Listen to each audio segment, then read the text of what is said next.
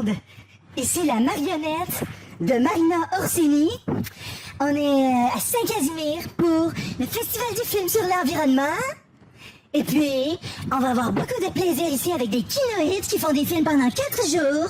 Et puis, il y a aussi plusieurs films qui sont présentés sur le sirop d'érable et puis plein d'affaires intéressantes sur l'environnement. Qui se déroulera du 5 au 9 août 2026 à Saint-Casimir-de-Port-Neuf. Alors, voici en bref l'horaire des films auxquels les spectateurs ont pu avoir accès pendant le festival. Fait que mercredi, le 5 août, il y avait l'ouverture du FFPE. Ensuite, la projection à 20h, puis avec un gros débat sur l'IA, et à quel point ça fait des films plates, l'IA. Ah, mais franchement, les robots, ça donne la nausée. C'est pour ça qu'on a appris qu'il fallait y aller à petite dose. Parce que s'il y a trop d'IA, ton film devient plate. Alors, jeudi le 6 août se poursuivait le cabaret Kino de Saint-Casimir avec une projection rencontre, Les copains d'abord, un film de Marie-Lou Moller et Thomas La Liberté. Il y avait aussi Une version sauvage de 52 minutes. La réalisatrice, c'est Cécile. T'as connais-tu, Cécile? Quand elle se passe les cheveux, c'est... Ensuite de ça, il y avait un 5 à 7 avec un atelier de cinéma avec tous les réalisateurs, l'équipe pis tout. Réalisation rencontre, l'érable à souche, de Kate Jamet, puis un film de Martin Bureau, c'est super, ça s'appelait Plus rien n'est égal par ailleurs, 66 minutes. Puis après ça, t'es allé au bar boire des bières.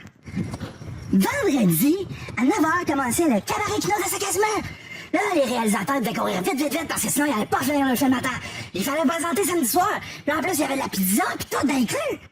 C'était rien que 27 piastres. Mais ça, c'était rien que le samedi, là. Pour le vendredi, là, ça commençait à 14h pour ceux qui avaient bu la bière la veille. Il y avait des projections rencontres. C'était bon. Il y avait des films. Iceland, c'est super beau, là, l'Islande. Quand elle vient par en avant. Eh ben, c'était vraiment cool. En tout cas, il y avait des kiosques prêts à manger, du pain de boisson sans alcool artisanat, du organisme à but non lucratif, des bières en fût. Puis ensuite de ça, à 20h, il y avait un film, projection rencontre, quand on se coule des liens avec un film, les noces alchimiques, des poulières au bar. Mais là, il fallait dire à tout le monde de se présenter samedi pour le karaoké, ici, à l'hôtel de ville, à la fin du karaoké. Puis là, mauditement, samedi, j'ai manqué les films parce que j'ai trop bu de bière.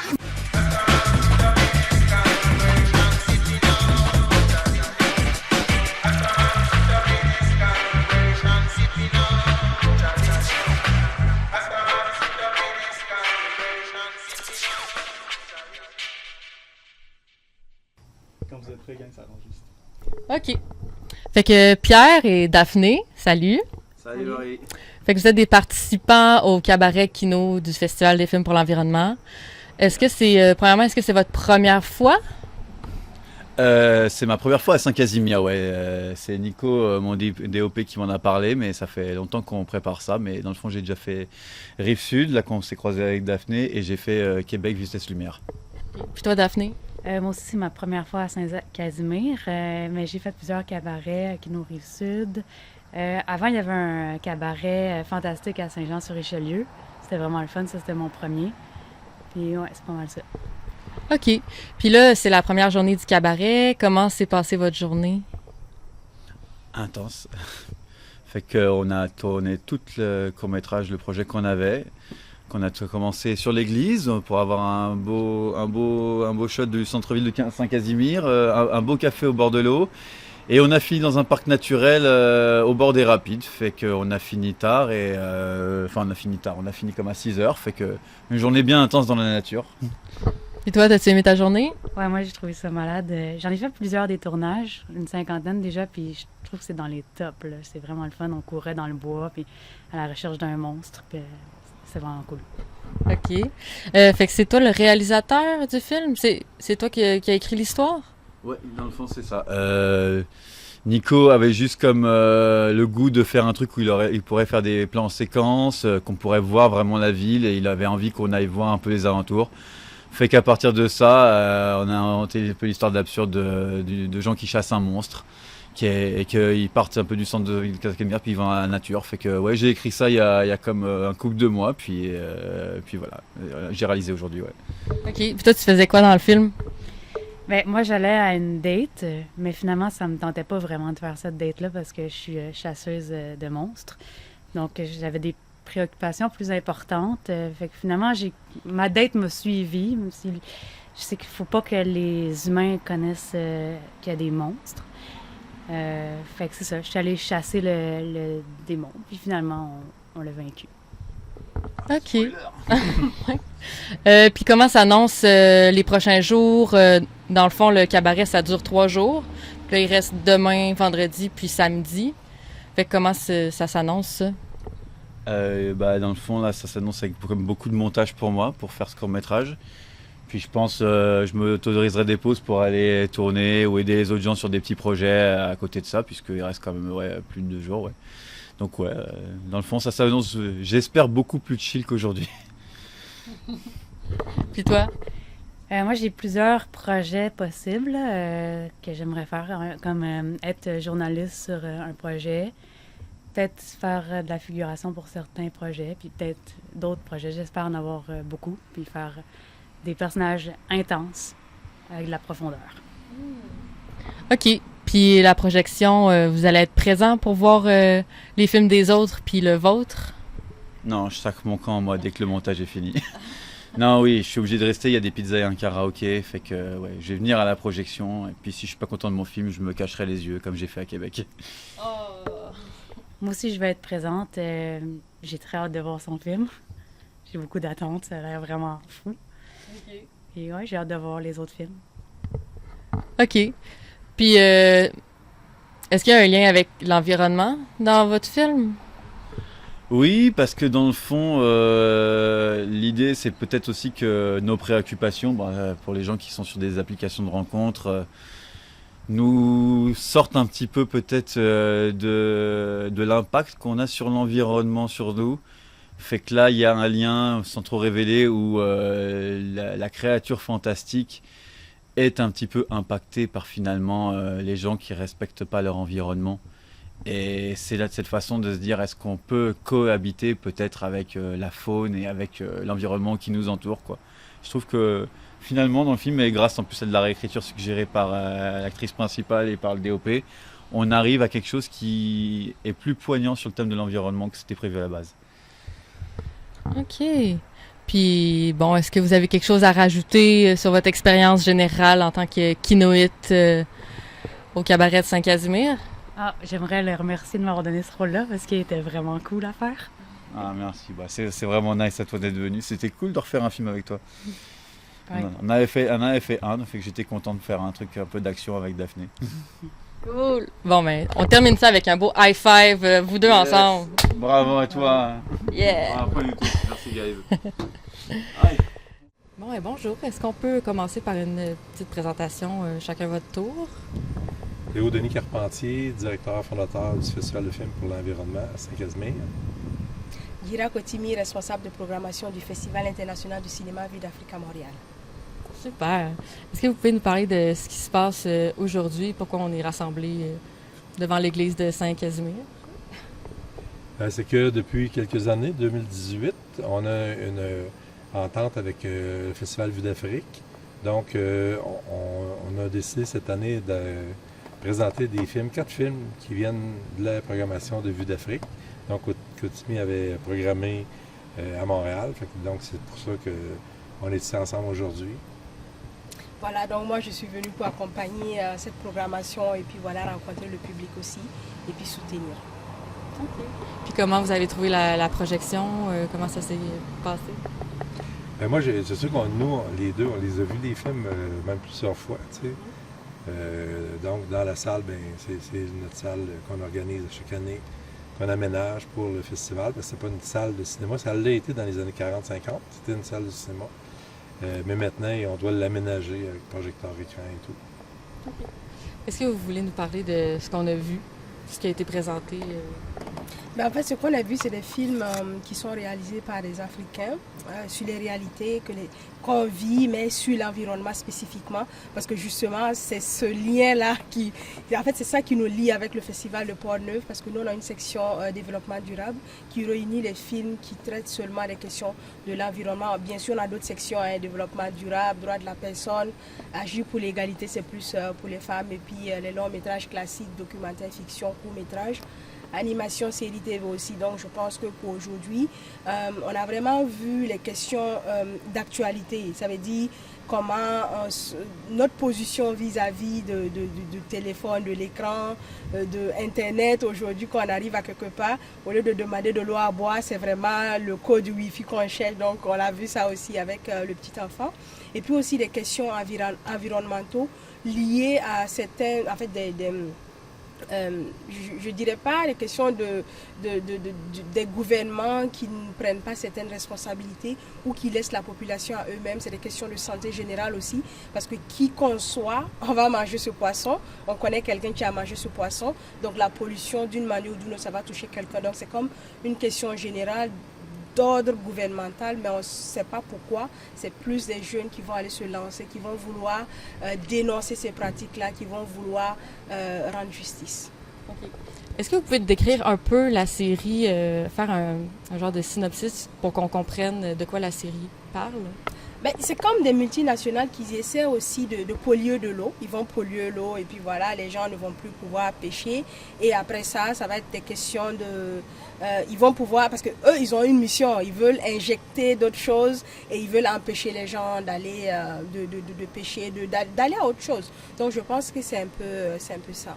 Mais des jeunes aussi qui vont se battre, parce que ces jeunes-là, ils se battent avec les réseaux sociaux. Des fois, il y a le bon côté, il y a le mauvais côté, mais ils ont décidé d'utiliser les réseaux sociaux du bon côté pour pouvoir en fait dénoncer ces pratiques-là, parce qu'ils savent que s'ils vont seuls, ils vont jamais réussir. Donc ils préfèrent aller en fait avec les réseaux sociaux pour dénoncer, pour pouvoir avoir justice. Tu sais aussi, ce que j'ai trouvé intéressant, c'est qu'on s'est rendu compte que les problématiques qu'on a ici au Québec, au Canada, en Amérique, mais c'est les mêmes problématiques qui sont en Afrique. De tout ce qu'elle vient de dire, là, on l'a aussi ici, ça, par rapport aux fleuves, aux rivières, aux poissons, à la nourriture, l'agriculture. On a les mêmes préoccupations. C'est ça qui, je pense, qui a rapproché aussi les deux festivals. Est-ce que c'est pour ça que tu as choisi spécifiquement cette série-là, cet épisode-là? Ben oui, entre autres.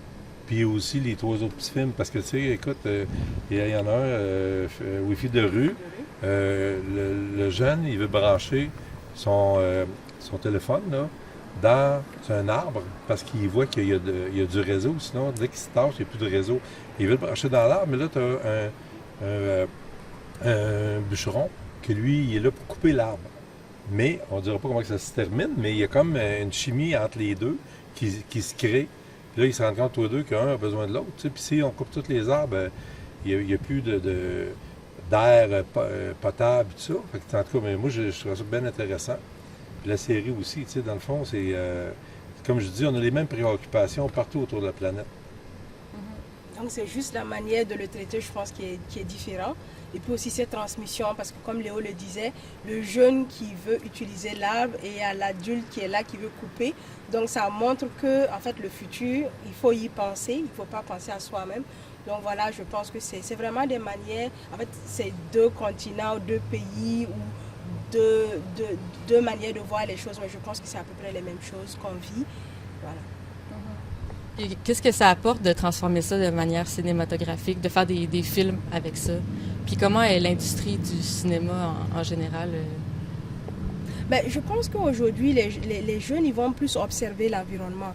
Qu'est-ce qui se passe? Ça veut dire qu'il y a plusieurs types de sujets qu'ils vont aborder. Soit ils vont regarder le présent, ils vont raconter ce qu'ils sont en train de voir, la réalité. Par exemple, Wi-Fi de rue, c'est une réalité aujourd'hui que tout le monde commence à décrire, même parce que ça commence à dépasser les limites. Les gens ont beaucoup de conflits à cause de l'utilisation du téléphone. On est proche, mais en réalité, on est plus loin même que d'autres personnes parce que les gens vont passer le temps à échanger avec d'autres personnes qui sont loin, au détriment d'autres personnes qui sont proches d'eux. Aussi, il y en a qui sont très créatifs. Ils vont regarder dans le futur, ils vont écrire, réaliser des films aujourd'hui et demain, on va voir, c'est les mêmes éléments qui vont se réaliser. Et il y a l'intelligence artificielle aussi qui est là, qui facilite des fois les choses. On va vouloir aller dans le futur. Il va nous aider à créer des films peut-être qui ne sont pas très compréhensifs aujourd'hui, mais demain, ça va être très clair comme de l'eau. On va se dire, ah mais il était en avance. Donc c'est un peu ça qui existe actuellement. Et aussi, les gens vont se baser sur ce qui est passé. Parce que quand on le veut ou pas, il y a beaucoup de choses qui sont passées qu'on revoit aujourd'hui. Donc ça fait qu'ils vont vouloir prendre des films passés.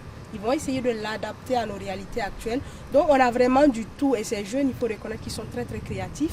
Ils vont vraiment créer des choses qu'eux-mêmes, des fois, quand il faut sélectionner le film, il faut le regarder plusieurs fois. Parce qu'au début, une fois on ne comprend rien, on se dit, mais qu'est-ce qu'il a voulu raconter. Après, on se dit, bon, ok, on reprend encore le visionnement et quand on revoit le film, on se dit, ah, il y a quelque chose qu'il faut laisser faire.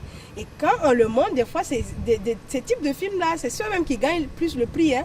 Moi, j'ai remarqué ça quand on hésite, on doute un peu, on le met à côté, on revoit après. Après, on voit vraiment que c'est des films qui parlent d'une manière ou d'une autre. Donc, c'est un peu ça qui existe dans l'écosystème actuellement. Souvent aussi, les cinéastes, c'est des visionnaires. Fait que ceux qui vont dans le passé, ils réorganisent un peu le passé en l'adaptant aujourd'hui, ou ils vont dans le futur. Puis là, on se dit, ben non, regarde, ça ne se passe pas de même. Puis là, on se rend compte aujourd'hui, en 2026, des trucs qui ont été tournés dans les années 70-80, qu'on est rendu là. Fait que tu sais, c'est ça qui est le fun, c'est des créateurs, comme tu disais. Puis c'est important de leur donner des salles de projection, de donner de l'espace pour les jeunes, autant que les moins jeunes, les cinéastes en général, qui puissent présenter leurs films à des publics différents. Il y a aussi des films qui vivent tout le temps, ça veut dire dans la durée, ils ne vont pas perdre leur qualité. Au contraire, ils prennent même plus de la valeur. Justement, c'est pour cela dans les festivals, on est appelé des fois à faire des rétrospectives.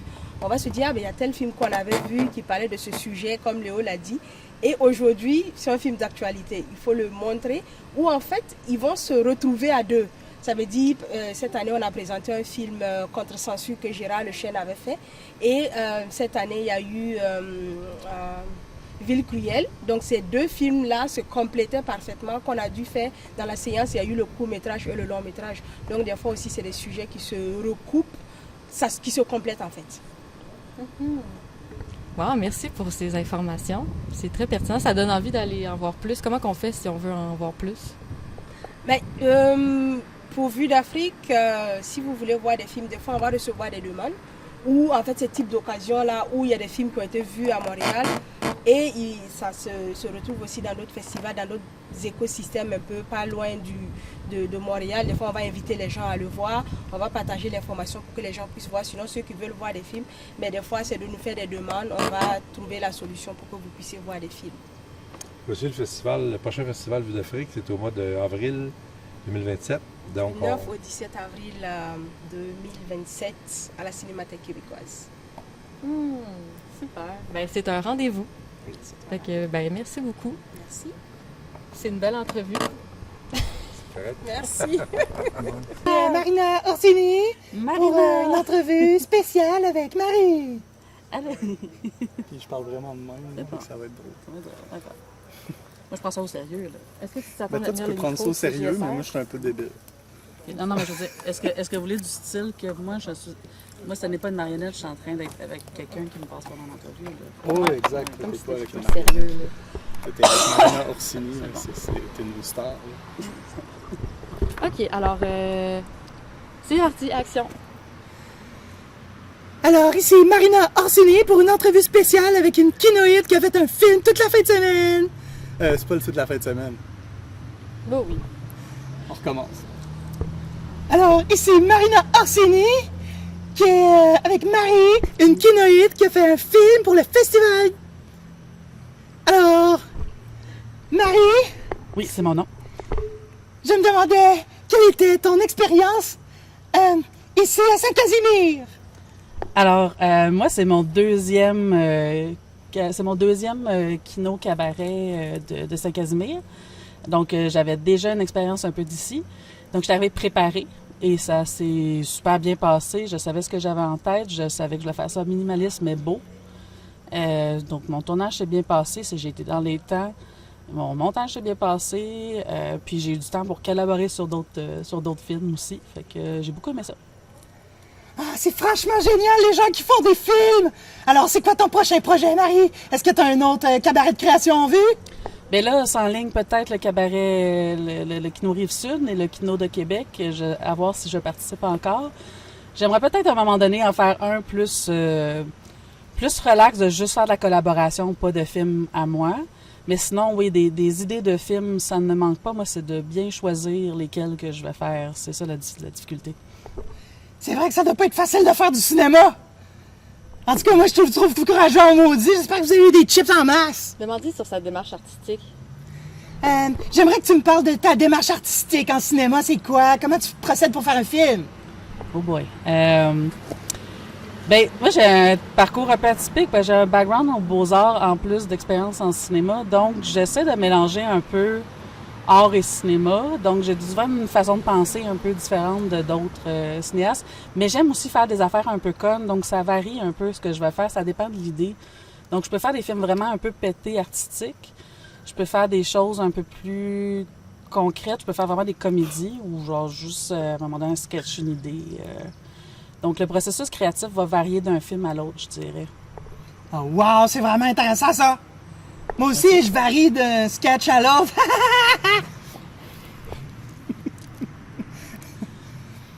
En tout cas, merci beaucoup, Marie, pour ton temps. J'espère que t'as bien mangé. Oui, Moi oui, aussi, j'ai vraiment bien mangé, là. J'ai mangé 3 pointes de tarte. Oh! Ça paraît un peu. C'est pour ça que je t'ai excité de même! Mais en tout cas, ça m'a fait plaisir, Marina. Je me sens chanceuse de me faire interviewer par toi. Hey, moi aussi, je me trouve chanceuse. En maudit! Donc, merci. Hey, à la prochaine! C'était Marina Abramovic pour CJSR. Et Marie.